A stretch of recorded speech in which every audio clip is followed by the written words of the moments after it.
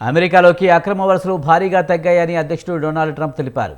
తాను తీసుకున్న చర్యల కారణంగా అమెరికా, మెక్సికో సరిహద్దుల నుంచి ఫిబ్రవరి నెలలో అక్రమ వలసలు భారీగా తగ్గాయని సోషల్ మీడియా వేదికగా ఆయన ప్రకటించారు. ట్రంప్ ఆదేశాలలో అమెరికాలోని అక్రమ వలసదారులను ప్రత్యేక విమానాలలో వారి వారి దేశాలకు పంపించిన విషయం తెలిసిందే. కఠినమైన ఇమిగ్రేషన్ విధానాలను తాను విధించడంతో ఫిబ్రవరిలో అక్రమ వలసలు చరిత్రలోనే అతి తక్కువ స్థాయికి చేరాయని ట్రంప్ స్పష్టం చేశారు.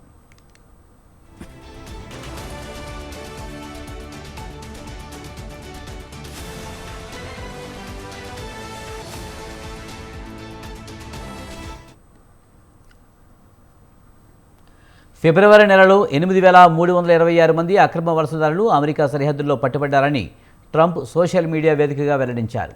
నిజానికి జో బైడెన్ అధికారంలో ఉన్నప్పుడు అమెరికాలోని ప్రతి నెల 3 లక్షల మంది అక్రమంగా వచ్చేవారని సిబిపి నివేదికలో గణాంకాలను ట్రంప్ ప్రస్తావించారు. మొత్తానికి 95% మేరకు అక్రమ వలసలు అమెరికాలోకి తగ్గాయని ఆయన చెప్పుకొచ్చారు.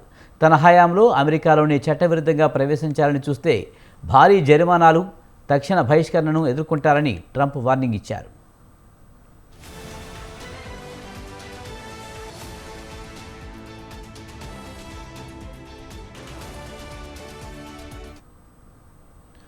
మొత్తానికి రెండోసారి అమెరికా అధ్యక్ష పగ్గాలు చేపట్టిన ట్రంప్ అక్రమ వలసదారులపై ఉక్కుపాదం మోపారని చెప్పాలి.